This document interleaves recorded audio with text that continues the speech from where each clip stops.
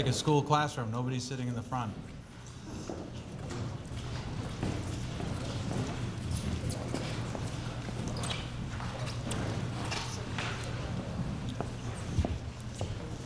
All right, good evening.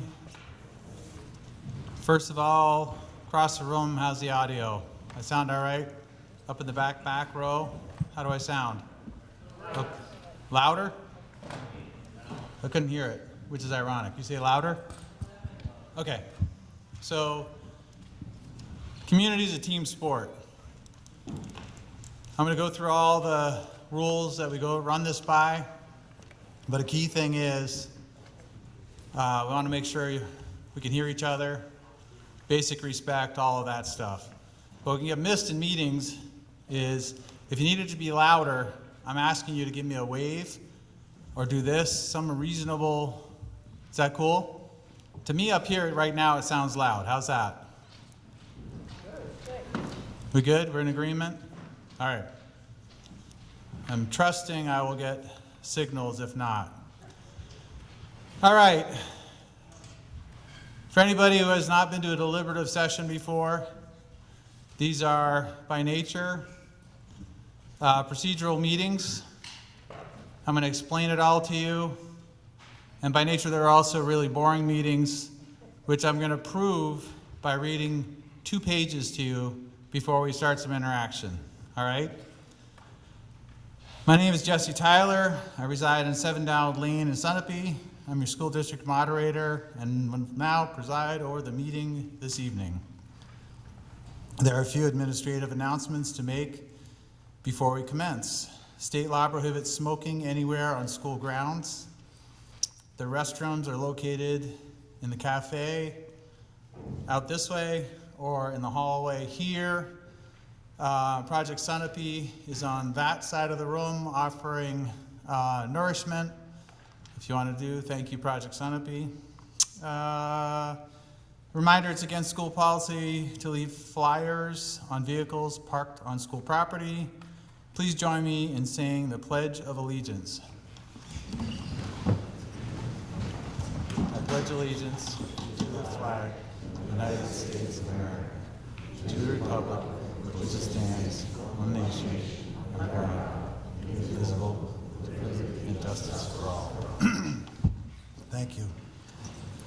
The moderator asked for introductions of the school board and any SAU staff attending. You want to do your introductions? Do you want to start the far end? Josh? Spears, School Board. Yep. Elise Lazat, School Board. Carrie Claus, School Board. Andy Nichols, School Board. Edward Anderson, School Board. Kelly Wessels, Business Administrator. Russ Holden, Superintendent. Stephen Whitley, Legal Counsel. Thank you very much. All right, moderator's rules. Sunapee is operating under what is known as Senate Bill 2 Procedures, SB 2. This means our function this evening is to review and discuss the warrant articles that have been presented here and for us to vote on by official ballot on Election Day, March 11th, 2025 at the polls, which will be located at the Sherburne Gym from 8 a.m. to 7 p.m. According to state law, school district meetings are run by the moderator's rules, which means that the moderator sets the ground rules for the meeting. It also allows you to override the moderator's rules by approving a motion to do so by a simple majority vote for this deliberative session. The moderator will read each warrant article and recognize the sponsor to speak to the article. Then the moderator will open the floor for discussion. Any voter who wishes to speak will first be recognized by the moderator and then will state his or her name and address. All right, the moderator will take the articles in order as they appear on the warrant unless the moderator announces an intent to take articles out of order. I don't have intent to do it out of order. The moderator will consider each article as follows. Moderator will announce the article number and the subject of the article, then read the entire article. The moderator will refer to the presenter who will speak to the articles. The moderator will open the floor to discussion of the article. The moderator will allow only comments or discussion pertaining to the article on the floor. All the questions to the school, other school officials, or other meeting participants will be directed through the moderator. Each voter who desires to speak on an article will be given a chance to do so before any voter is given a second opportunity to speak on the same issue. If a voter wishes to propose an amendment to an article, the voter must have an amendment moved and seconded before it can be discussed. If no amendments are made, they will appear on the ballot as seen tonight. If an amendment is made and approved by the voters here tonight, they will appear on the ballot as amended. Amendments must be written down, signed by the voter making the amendment, and handed to the moderator. Note that any amendment cannot eliminate the primary subject described in the article. In other words, an amendment may legally change the intent or purpose of the article. The voter making the motion to amend the article will have the first opportunity to speak to it. Each proposed amendment will be brought to closure before any other amendment is discussed. After the article and/or amendment to the article has been discussed and voted on, a voter may make a motion to restrict reconsideration of the article. That motion must have a second and then be voted on. Only voters registered on the checklist are permitted to vote tonight. The primary form of voting is typically by voice vote or hand raising. The moderator will determine voting outcomes by these means. So the way I do these, you do both. I want to see your hands, and I want to hear your voice, okay? I'll remind you as we go through. Secret ballot. The moderator must conduct a secret ballot vote when 5 voters make a written request before a voice, hand, standing, or division vote on an article. The moderator must conduct a secret ballot vote when 7 voters make a written request to challenge a vote upon the closure of an article. All non-voters are asked to please stand at this time. Any non-voters, please stand. Anybody in the audience that's attending is not a voter, please stand. Okay? That's good for all of us to see. You are the legislative body tonight, and we want you to see who gets to vote and who doesn't. Non-voters cannot speak to an article or vote on an article. If any non-voter is doing either, a member of the body, which is all of you, needs to have some attention drawn to it. With this mix of people versus other years, it's pretty straightforward, but these are the rules that we're going by. If any non-voter is seen doing either, a member of the body should inform the moderator. Clarification on the staff. The SAU staff who are non-voters will be allowed to assist the school board in responding to questions or clarifying information. Active campaigning, except for a warrant article during a discussion when invited, is prohibited at deliberative session. Proper respect and decorum will be expected at all times. To put this in frank terms, we are in a school, and this work is the work of the community. You are the legislative body by coming and being here tonight. Very appreciative of that. But the decorum of the meeting, and all voices matter and get to be heard, we are having a working meeting of our community. So what behavior is good in a school building, in a school classroom, or a healthy workplace meeting environment, that is how we're going to meet to do the community's business.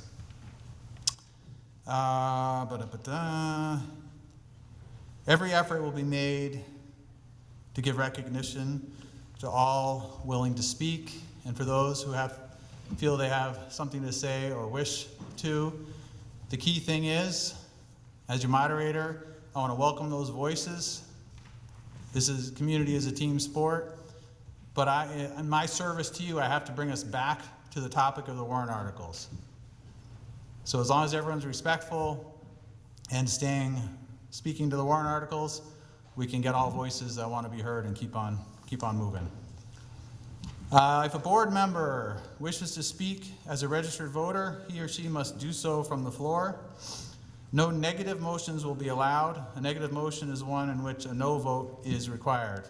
For example, I move that we not approve the article. No personal attacks will be permitted. No profanity will be permitted. All speakers will direct their remarks to the moderator, and the moderator will call upon the appropriate person to respond to that question. The moderator will allow a motion to stop discussion before those wishing to have had a chance to speak to the article. Any motion to stop a discussion must be properly seconded. All right? Good on that? Deliver on the boring that I promised? Okay, it's a beautiful model. Anything from the SAU or school board? All right. Number 1, to choose a clerk, treasurer, and moderator for 1-year terms and 2 members of the school board for ensuing 3 years. Are there any questions about this Article 1? Okay.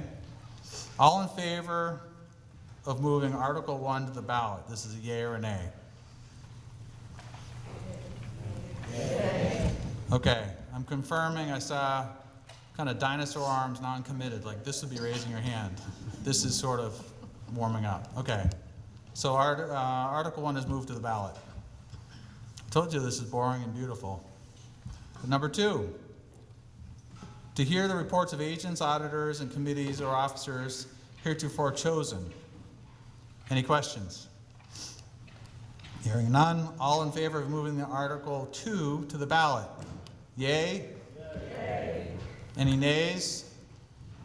We are off to a fast start. Article 3, shall the district raise and appropriate as an operating budget, not including appropriations by the special warrant articles or other appropriations voted separately, the amount set forth on the budget posted with the warrant, or as amended by the vote of the first session, for the purposes set forth therein, totaling $14,961,331. Should this article be defeated, the default budget shall be $14,794,155, which is the same as last year, with certain adjustments required by previous action of the district or by law, or the governing body may hold one special meeting in accordance with RSA 40:13X or XVI and take up the issue of a revised operating budget only. Who will speak to this article? I will. Please. So budget preparation begins in October each year, and the ABC committee and budget committee meet 5 times between November and December. All of these meetings are posted, and the public is more than welcome. And I just want to go over a few things about what the key drivers were for the increase in the budget. One was our biomass plant, our new heating system for the school. This ate up about 1.1% of that budget increase, which was, the budget increase is 3.28%, which is well under what, national average is for everything nowadays. But so health insurance also went up 9.1%, and we purchased a new large bus, which cost $145,000. And that's what compiled into that 3.28%. So at this point, I'd like to ask Steve to talk about the default budget. Thank you. Can everyone hear me okay? So the default budget is something that is put together for consideration by you, the voters, as an alternative to the proposed operating budget. If you look at the warrant article, it's obviously that second number that's listed there. So if you vote down the operating budget, it means you've automatically approved that default budget unless the school board elects to hold a special meeting and try again. Most of the time, that's not what happens. And so if the operating budget is voted down, you're in a default budget.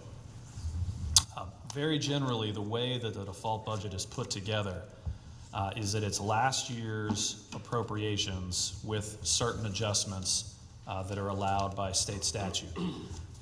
For example, some of the adjustments that typically happen are debt service, so your payments on your bond or your leases may change and may go up. Contracts and other obligations previously incurred or mandated by law.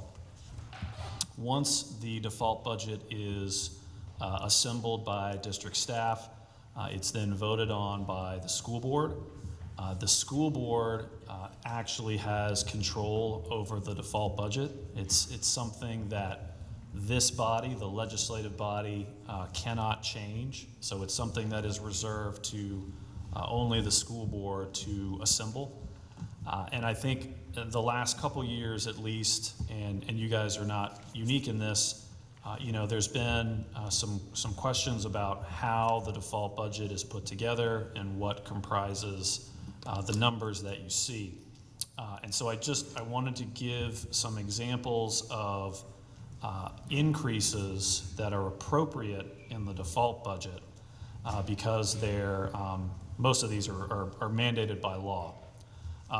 One is transportation costs. That's a requirement of state law that the district has to incur. So another one is vocational programs, including transportation to those programs. Another big one in this district, and I think probably in most districts all over the state, is special ed costs. You're mandated by federal law to provide those services. And so if those costs go up, they are included within the default budget. Workers' compensation is another required coverage that the district has to provide. Unemployment insurance. And the last item is, I know that you have a new collective bargaining agreement that we'll get to in a little bit.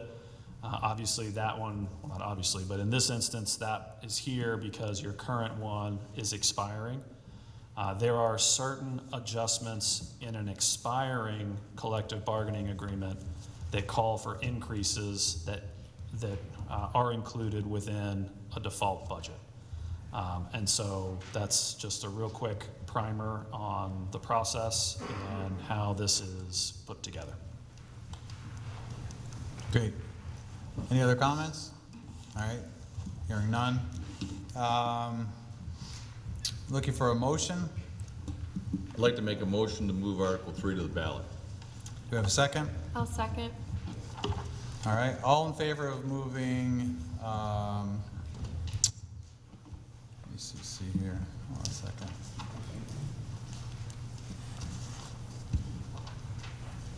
Aye.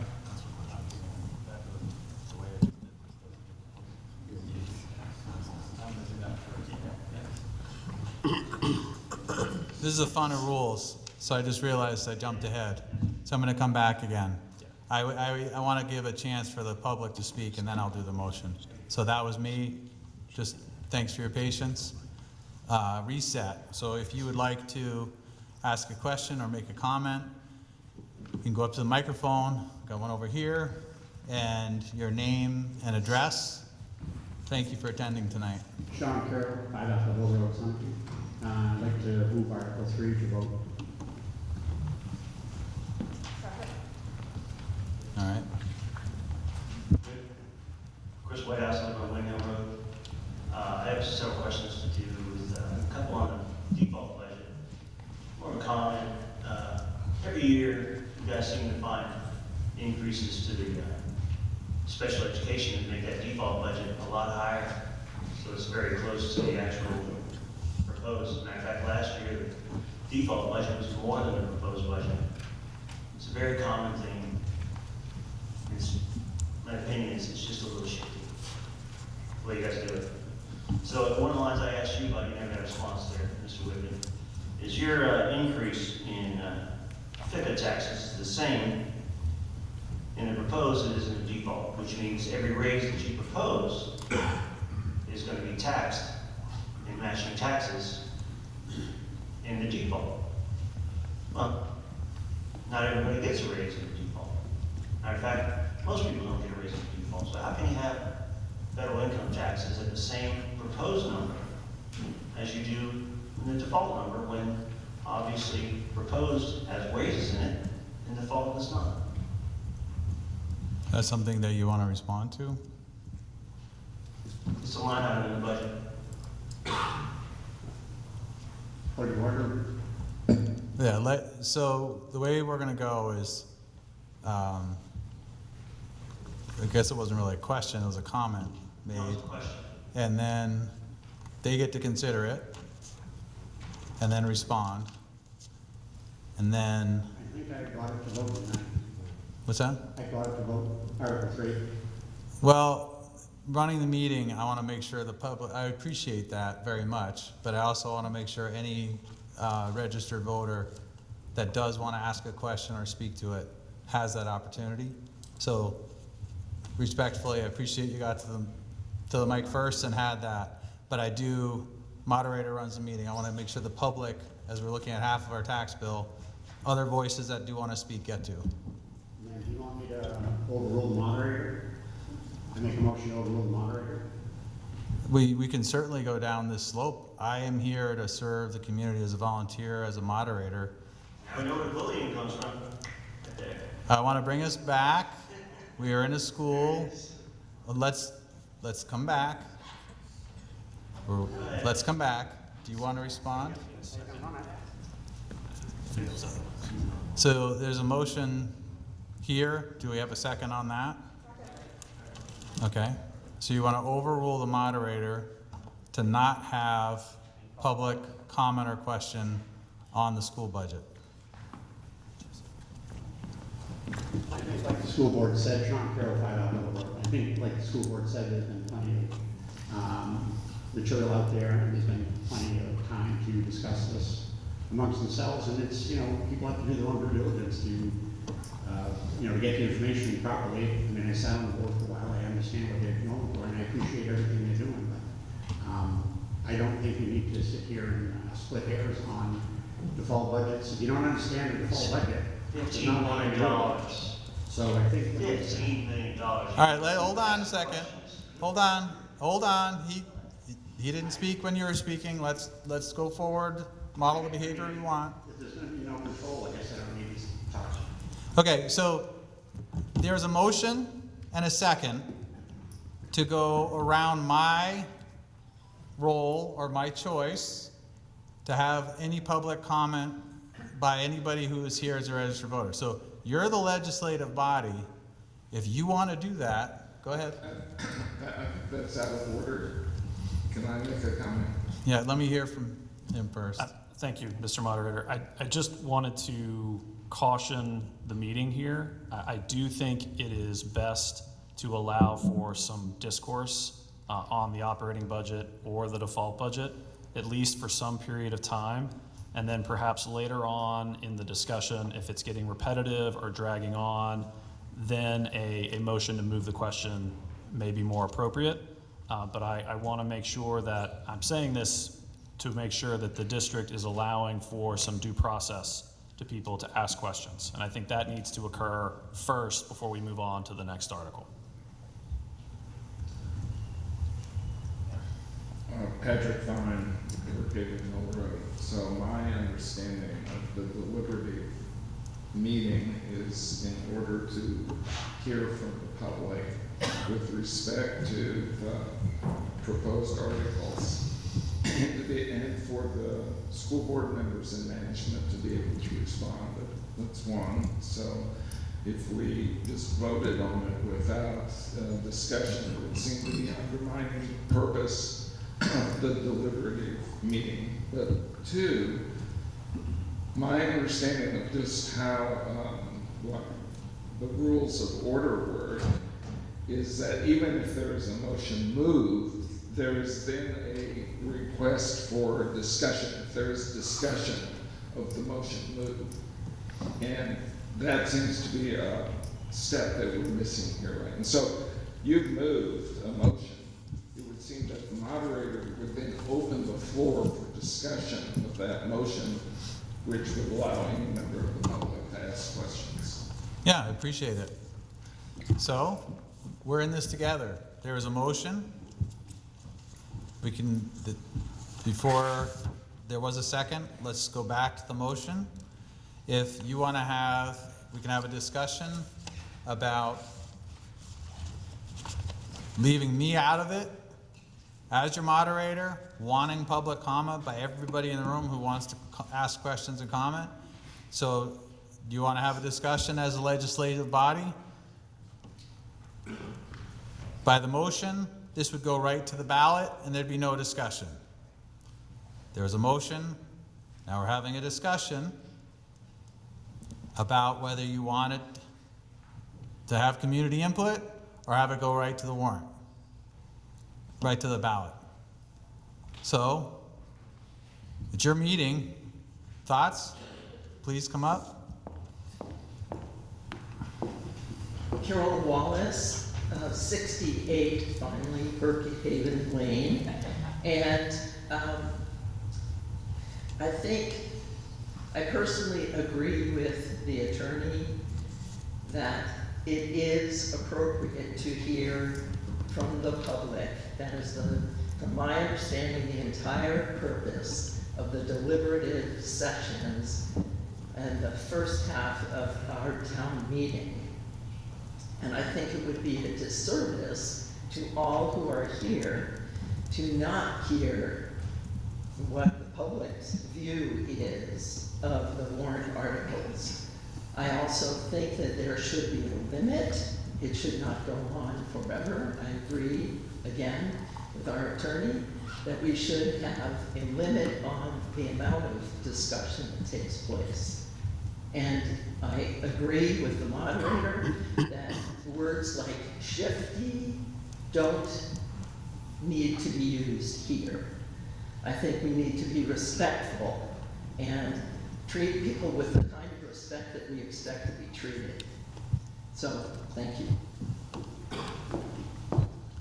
Okay, so I'm gonna ask you in process, please, to come back up and restate your motion, unless anyone else has comment. I don't see anybody making a move. Mr. Carroll, if you would come up and restate your motion to keep this moving, if you want to hold your motion, then you can choose to second or not, and we can vote on it. You can also withdraw if you choose.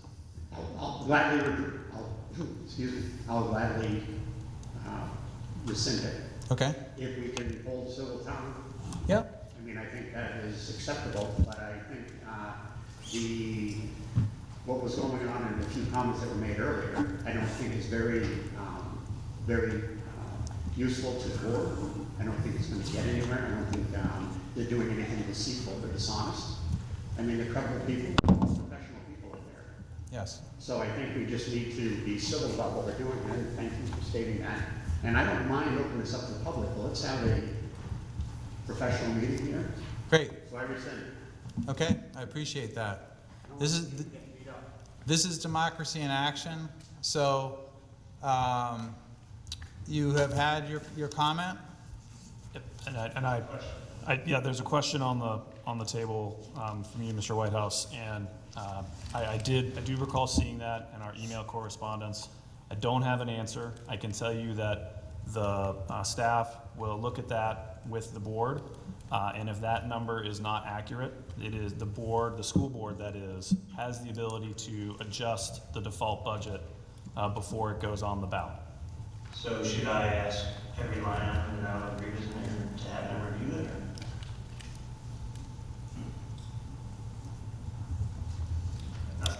No? I don't have an answer for that one. Okay, fair enough.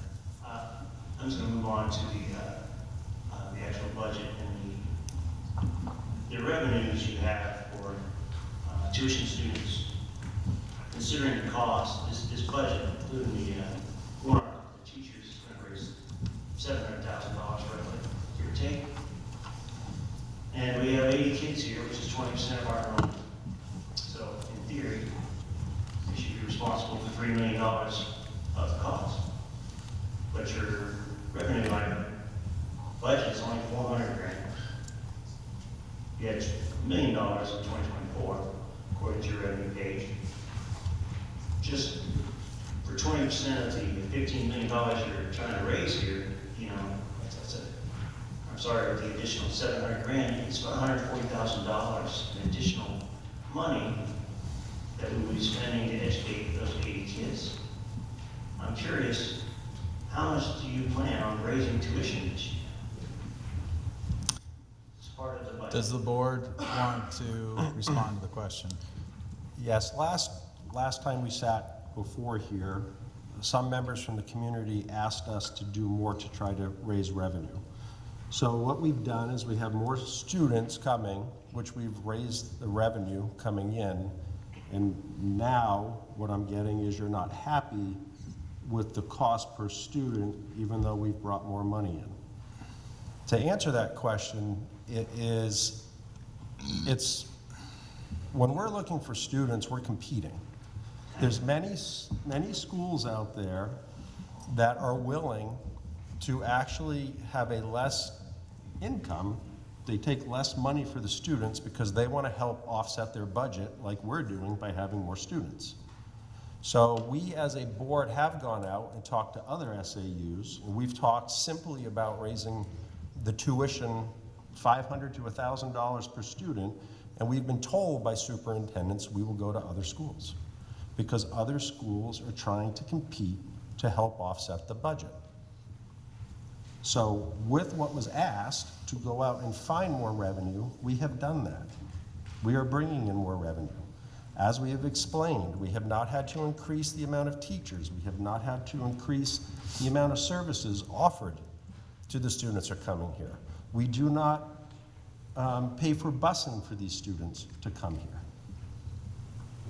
So without having to increase Move us along. what it costs to the school, it is a revenue coming in.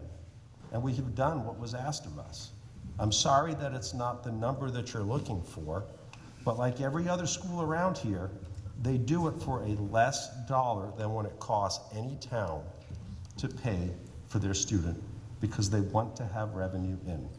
And as this board, we have said, if it comes to a point where we have to add services, increase teachers, or put more burden on the taxpayers of the town, then that would be an area to look at increasing revenue. But right now, we don't need to do it, and right now, we are bringing in $1 million. Why do we budget it lower? Because of all the people competing for these students, we don't know what we're gonna get at the start of the next school year. So we're trying to be responsible. A comment by the superintendent, and then I want to move us forward. There is a school board meeting Wednesday night. On that meeting, there is an action item to increase tuition in K-8 $500 and 9 through 12 $500. Okay. Are there others, so you've had, I still got some questions. there are others that want to speak to the budget? I want to make sure that everyone gets a chance to if they want to. All right, if you have something else, what do you have? In reference to what you just said, Sure. try to be respectful here, but you're saying you're competing for that money. I was under the impression we have the best school system in the area. And generally, you have the best school system in the area, people want to come here. So if we're competing for the money, it seems to me that the people who are trying to come here don't necessarily value the education what we do. We got to pay $38,000 a child, but they don't value that to pay even close to that.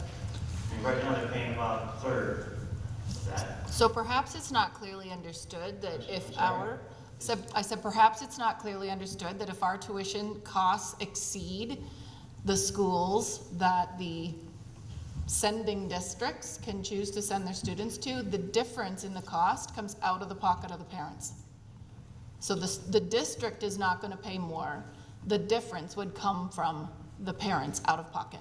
And that's why we choose to keep the tuition costs in check with the other districts for whom those students could choose to go. The difference in cost between this one and last year, this budget comes out of our pockets, right? It's fair.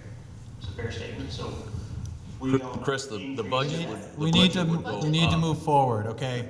You've asked your Without our questions, you've tuition. gotten your answers. I'm sorry, Andy. You It you would may cost not like more the money. answers. I'm talking to Andy, he's saying. Yeah. Hold on a second. We need to stay, everybody needs to stay to the core of the warrant article. We can have different opinions, we can be happy or sad by those responses, but we do need to move forward in the community's business. Is there any other topics that you have before the next speaker goes up? I'm still asking a couple questions about the tuition. If you don't- Well, we're gonna be at a standstill because the meeting needs to go forward. I feel that it's been, as your moderator, it's been sufficiently addressed. Andy, you said something, you mind repeating? You said something I didn't hear. No, I was just stating that without this revenue, that means our cost per pupil is also going to go up. Because we're gonna have 80 less students. We have 80 less students. Yeah. Do you, as a board, I'd ask you, do you think you need K through 12 if you only have 320 kids, which are resident students? Well, right now, Chris, there is no other solution. No, the question is, we didn't have 80 kids, would you? There is no other solution at this particular point in time. We're on this year's budget. There is no other schools available that we're just gonna magically pull out. So this is what we have in front of us. You are more than welcome to come to all these meetings, but I didn't see you. You don't answer questions at those meetings. Maybe you should Maybe start. you'd have a better understanding then. Maybe you should start.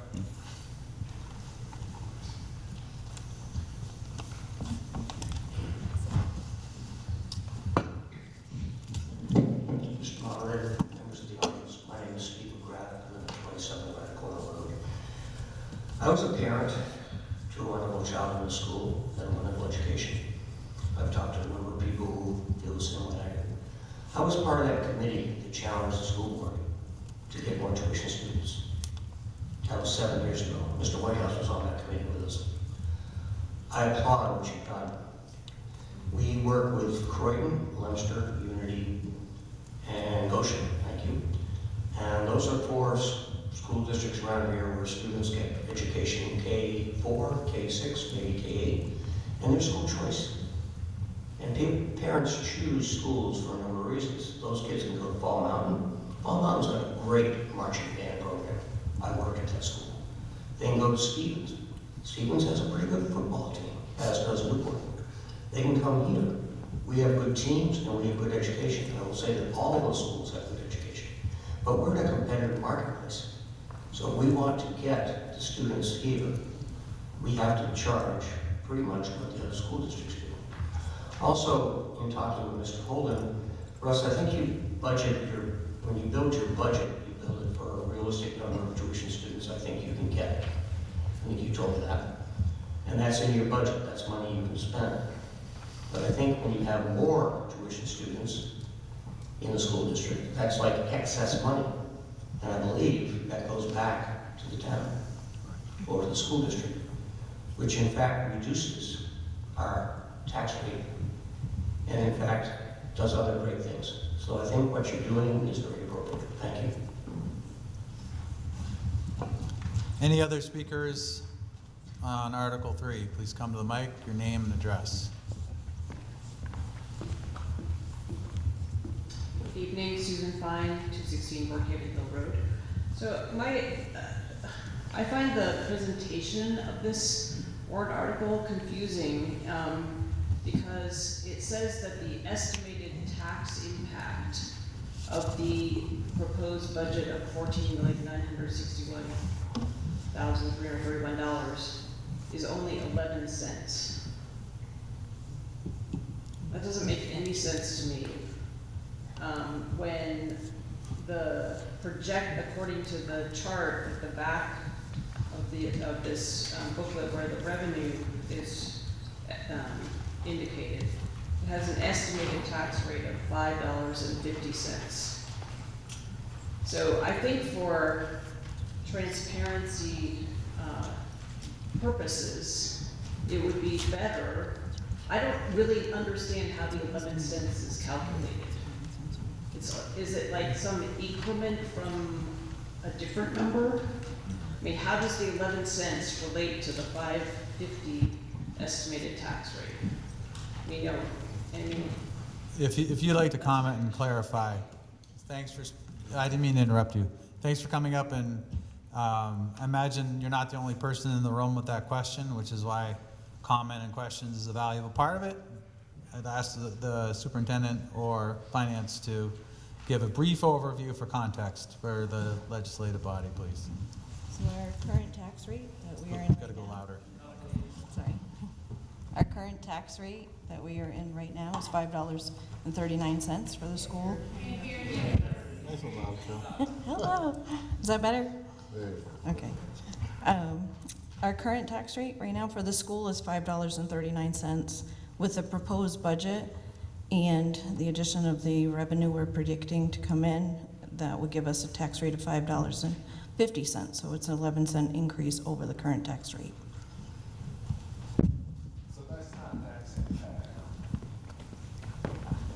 an estimated tax. Right, that's my point. I understand, so you're saying the 11 cents is the increase over the current rate, but it's not actually saying what the tax impact is. The tax impact is $5.50, not 11 cents. And so, truth be told, DRA does not want us to put any of that information on here because, for just this reason, that we feel it's misleading. DRA has asked us not to put any estimates on this because they're just estimates and they're misleading, as you're pointing out right now. So the current tax rate, we're adding 11 cents. To the tax rate, what's the percentage of tax rate that it's going up? It's obviously different and articulated within that revenue page. Okay, but the town budget has the full amount for their budget. So I don't understand why the school can't do the same thing. Yeah, I'm not familiar with where the town does its budget, but again, we're dealing with DRA, and DRA has asked us not to. We do that as trying to give you some of my Okay, understanding but of what it's might look like. deceptive to say that the tax Hold on a impact second, is only hold on, 11 cents. hold on. It is deceptive. Okay, The tax impact is actually come back to me for a second. $5.50, correct? Appreciate it. Hold on a second.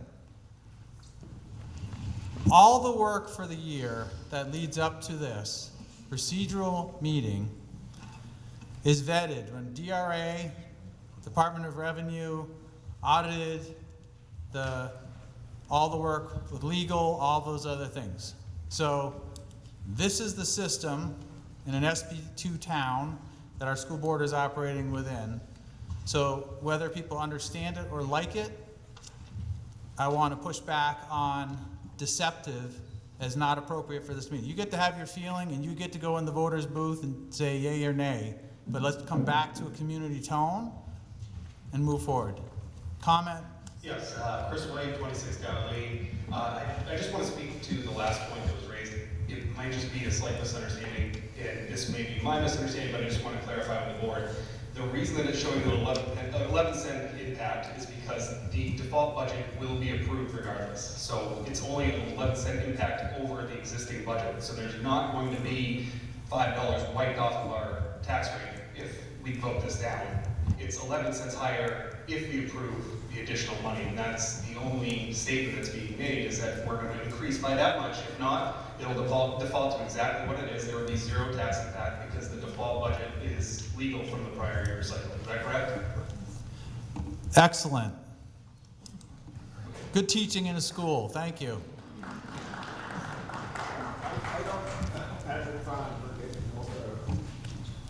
I think that was a useful comment, thanks. I do not think it's correct that if the default budget were the budget that was approved, that there would be zero tax impact. The tax impact is what the cost of the default budget is. So I think it's just a simple issue of terminology, a word. I think it would be more accurate to say the estimated increase or tax increase is 11 cents. That's what you explained. The estimated increase over the default budget is 11 cents. That would make it clear. When you talk about the tax impact, that's talking about the total amount of taxes that people are paying for either of these budgets. It's Yeah. either 539 or 550. Thank you for your comment. Yeah, and we need to keep sight of the fact that Article 3 doesn't address the default budget, it addresses the proposed budget. So to post the total operating cost increase for a budget that is not being voted on would be less accurate or truthful than how it's written here. What we're seeing is what actually changes if we vote this through. Us voting down this bill, this article, has zero effect on the base tax rate for next year for the school system that was already in the default budget. So what they're showing is transparency. If you vote this through, if you have a $100,000 house, your tax will go up accordingly based on that rate, and so on and so forth up the ladder. They're showing you 11 cents per $1,000 valuation. That's it. That's straightforward. Thank you. Sir? I'm Peter Huckster on Maple Street. I want to go back to the 80 students that pay tuition, is that correct? Roughly? Yes. Is that right? Yes. Somebody nod their head. Is that Yes. All right. And just, I need to understand, if those 80 students did not attend Sunapee, that is roughly $700,000-ish of income, is that right? 800, 900? Give or take. Anywhere between 700,000 and $1 million, right? So if they left, I need to understand that our budget would not change. Is that correct? Correct. Okay, that's all I needed to hear. I'd like to clarify what Mr. White said about the default budget not having an impact. That's not true. Last year's budget was about $14,446,000. That's a little over $500,000 or $500,000 more. If you add the actual debt service, which is about $160,000, you come up with about $330,000 roughly of an increase in the proposed, and that would actually be about the same in that. So that would actually impact the tax rate. And that 11 cents is based upon a future number, not the current assessment. The current assessment is about 4.15 cents per 100,000. So the actual impact on that, on the current tax rate, is 13 cents, not 11. Thanks for being present, everybody, and commenting. I'm looking for, well, we'll go back to Andy because I screwed up the process earlier. So Andy, you had made a motion. If you'd like to try again now that I've got myself in order. I'd like to make a motion to move Article 3 to the ballot. Do we have a second? I will second. Hearing a second. All in favor of moving Article 3 to the ballot? Yays? Yay. Nays? Okay. Article 3 is moved to the ballot. I'd like to make a motion to restrict reconsideration. Is there a second? I will second. Okay. Article 3, all in favor? Please. The yays on reconsideration? Yay. Article 3 is reconsidered. Article 4, sorry, the nays. Any nays against reconsideration? I haven't done this for a year. I'm pretty sure I'm not the only one in the room aware of that. It's going to get smoother, just bear with me. Article 4, shall the district approve the cost items included in the collective bargaining agreement reached between the Sunapee School Board and the Sunapee Teachers Association, which calls for the following increases and benefits at the current staffing levels, totaling $213,492 in 2025-26, $231,467 in 26-27, and $252,897 in 2027 and 2028. And further raise and appropriate the sum of the $213,492 for the 2025-2026 fiscal year. Such sum represents the additional cost attributable to the increase in the salaries and benefits contained within the bargaining agreement or those that would be paid at current staffing levels. The cost for the years of the agreement beyond the upcoming 2025-2026 fiscal year will be included in the operating budget proposal each of those years. Who will speak to this article, please? I will. Please. Starting out in October, the Teachers Association and the school board negotiation team met. We had a lot of meetings through October all the way into December, trying to come up with a contract that everybody was happy about. Areas that we worked on was through the negotiations, we have added a day that the teachers have to work to their school year. So they're working one more day every year. We've increased their health insurance from 20% to 22%, which is actually, it's a large number that our teachers are paying for their health insurance. If you look around the state, there's communities that are, the teachers have to contribute 0.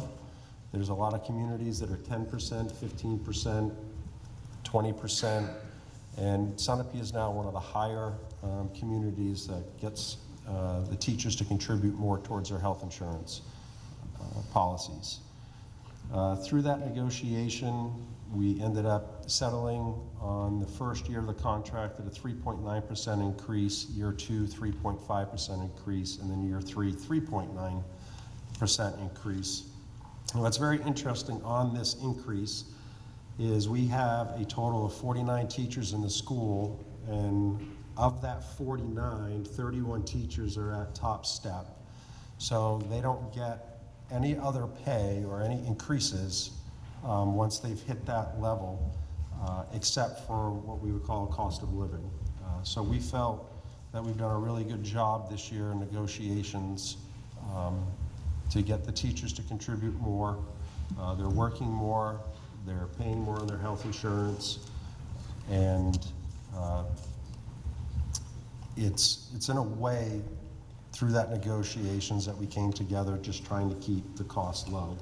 If you look around the state of New Hampshire, there's many associations that are asking for double-digit raises this year, if you did your research. And we've done a really good job, we feel, at keeping it at close or a little bit above the cost of living. And I commend the teachers for coming forward and willing to give back during that negotiation. Do you have any? No? Another comment from the board or SEU? Legislative body, do you have questions or comments that you want to make? Mics are on, come on down. He says 3.5% raise, but this actually raises in the actual proposed budget for teachers. So between the salaries and that number, it's about $250,000, right? There's about $3 million worth of teacher salaries. So that's an 8% increase in salaries for teachers. The average senior citizen is going to get a 2.5% increase in Social Security this year. The average person in this country is going to get about a 3% raise. I don't have a problem with the teachers. I'm not saying there's a problem. I'm saying that 8%, when you tell people 3.5%, just seems a little dishonest. Other comments from, seeing no motion towards the microphone? Looking for a motion to move Article 4 to the ballot. I will make a motion. Thank you. Do I have a second? I'll second. Yeah, just to make sure. Anybody can. Love rules, let's make sure I'm following them. Thank you for the motion and the second. Thank you, Carrie. All in favor of moving Article 4 to the ballot? Yeas, please. Yay. Nays, please.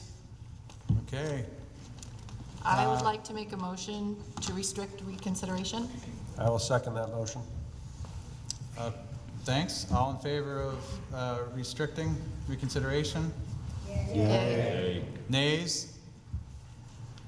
All right, we're all getting on a roll here. Article 4 is moved to the ballot. Article 5, shall the district, if Article 4 is defeated, authorize the Sunapee School Board to call one special meeting at its option to address Article 5 cost items only? Who will speak to this? It's kind of straightforward. So we'll go, in case there's questions or comment, we'll jump to that from the legislative body. Anybody? Okay. Looking for a motion on Article 5, please. I'll make a motion to move Article 5 to the ballot. I'll Thank you. second. Got a second? All in favor of moving Article 5 to the ballot? Yeas, please. Yay. Much better job raising your hands there. Any nays? Okay. Resounding support. Article 5 is moved to the ballot. I'd like to make a motion to restrict reconsideration. I will second that motion. Okay. No comment on this one. So all in favor of restricting reconsideration, please say yeas. Yay. Nays? All right, it's a hot roll we're on. Article 6, shall the district raise and appropriate the sum of $20,000 to be placed in the Sunapee Special Education Capital Reserve Fund previously established, with said sum to come from the unassigned fund balance at the end of the year in June 2025. Any comment from the board on this? I'll speak to this one. I'm going to purposely speak in generalities to protect our students and our staff. This capital reserve is for unanticipated special education costs, such as students requiring more individual adult support, specific programming, or even an out-of-district